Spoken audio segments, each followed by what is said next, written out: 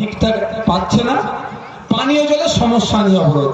আমি আর গেলাম না, নাহলে হয়তো গিয়ে যদি যেই অবরোধ করুক না কেন, এটা একটু ভালোবাসা আমার প্রতি আছে, যদি বলতাম দাদা একটু প্রোগ্রাম আছে আমাকে ছেড়ে দিন, আমার ভরসা পশ্চিমবাংলার মানুষের প্রতি এটা আছে, অন্তত নওশাদ সিদ্দিকীকে রাস্তাটা ক্লিয়ার করে ছেড়ে দেবে, যে নওশাদ ভাই চাচ্ছে ওটাকে ছেড়ে দাও। কিন্তু আমি আর শুনে গেলাম না, যেই শুনলাম পানীয় জলের সমস্যার সমাধানের জন্য অবরোধ করেছে, আমি বললাম দাদা, আমার গাড়ি যারা ছিল বলছিল একটুখানি ভাইজান আপনি গিয়ে বলুন না, আমরা নামে যাব না। এই যে আন্দোলন, আমি এই আন্দোলনকে সমর্থন করি, আমি গাড়ি ঘুরিয়ে একটু দূর থেকে ঘুরে আসতে হলো।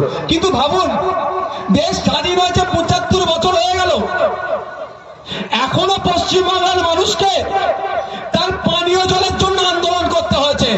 তাহলে ভোটটা আমরা এতদিন কাদেরকে দিয়েছি, কাদের স্বার্থ চরিতার্থের জন্য দিয়েছি?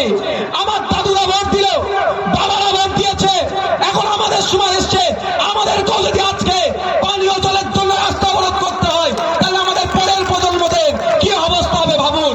তাই সময় এসেছে, কাকে কান নিয়ে চলে গেছে বলে কাকের দিকে তাকানোর প্রয়োজন নাই, নিজের কানটার দিকে দেখুন, চোখ কান খুলে রাখুন। আগামী দিন কোনো কথা চলবে না, খাম চিহ্নে ভোট দিয়ে পার্লামেন্টে পাঠান, পানীয় জলের সমস্যা থেকে সমস্ত বিষয় সেখানে সোচ্চার হবে। ভাবতে পেরেছেন কোন রাজ্যে কোন দেশে আমরা বসবাস করছি? আমাদের এটা আফ্রিকা নাকি? আফ্রিকাতে, আফ্রিকা মহাদেশে এমনও দেশ আছে, যেমন আমার ইন্ডিয়ান এম্বাসি আছে, জানেন তো আফ্রিকা মহাদেশে অনেক দেশই আছে। তারা যখন দূর থেকে গিয়ে পানি নিয়ে আসতে হয় তাদেরকে, আমাদের সিআইএসএফ আমাদের ইউনিটি, আমার সাথে যারা ডিউটি থাকে তাদের মধ্যে কয়েকজন ওখানে ডিউটি করেছে, বলছে এমনি সময় আমরা নিরাপত্তার জন্য যতটা না সাজগোজ করে বার হয়, তার থেকে বেশি যখন পানি আনতে যায়, এই গ্যালন মানে বড় বড় ট্রাক নিয়ে, সামনে AK-47 নিয়ে একজন একদম আর পিছনে একজন, বাকি তো আছেই। মানে কি, পানি যে কোনো সময় লুট হয়ে যেতে পারে। আফ্রিকা মহাদেশে গুলো হয়, আমাদের পশ্চিমবাংলা ইন্ডিয়াতে তো কি সম্ভব ভাই? তাহলে আমরা তাদেরকে ভোট দিচ্ছি। আমি অনুরোধ করবো, তৃণমূলের ভোট চাওয়ার কোনো জায়গা নেই, শুধুমাত্র কি বিজেপি এসে যাবে, এটা ছাড়া আর কোনো ইস্যু আছে যে ইস্যুটাকে সামনে রেখে বলবে ভোটটা আমাদের দিন? এই যে আমাদের এখানে অনেক সিভিকের ভাইরা ডিউটি করে, কম খাটাই তাদেরকে ভাই, কনস্টেবলের থেকে কোন অংশে কম খাটাই না, ৯,০০০ টাকা মাইন। চিৎকার করে করে করে করে করে চিৎকার করে বিধানসভার মধ্যে, বিধানসভার বাইরে চিৎকার করে করে এক বিধায়কই এবারে কিন্তু মাইনে বাড়াতে বাধ্য করেছি মমতা ব্যানার্জিকে। যদি পার্লামেন্টে আমাদের যাই, আমাদের আরো ২-১০টা বাড়ে, তাহলে যে সমস্যাগুলো আছে সমাধানের জন্য চিৎকারটা আমরা কি বেশি করতে পারবো। তাই বন্ধুগণ, তৃণমূলের ভোট চাওয়ার কোনো জায়গা নেই, শুধু বিজেপির ভয় দেখানো ছাড়া।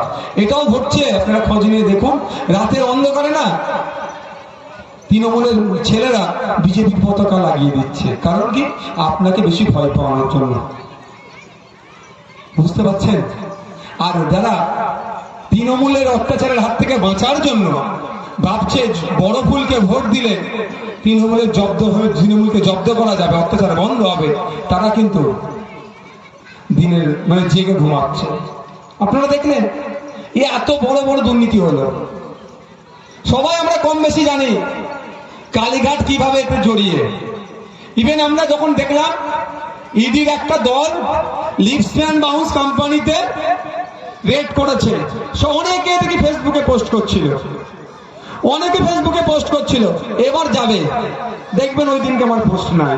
যতবার অভিষেক ব্যানার্জিকে ইডি সিবিআই ডেকেছে, সবাই বলে এবারই লাস্টে যাওয়া হচ্ছে, আমি কিন্তু পোস্ট করিনি, কারণ আমার তো একটা জায়গায় আমি ভালো করে জানি, দেখি খোঁজ নিয়ে নিয়েছি যে দিনের শেষে তার বিজে মোড় একে অপরের পরিপূরক। শুধু একটু মানুষকে বোকা বানাতে হবে, যখন মানুষ এদের খেলা ধরে ফেলছে একবার করে ডাকবো, কিছুক্ষণ বসে চাটা খাইয়ে ছেড়ে দেবো, আর বাইরে বেরিয়ে বড় বড় ডায়লগ বাজি করবে, বলবে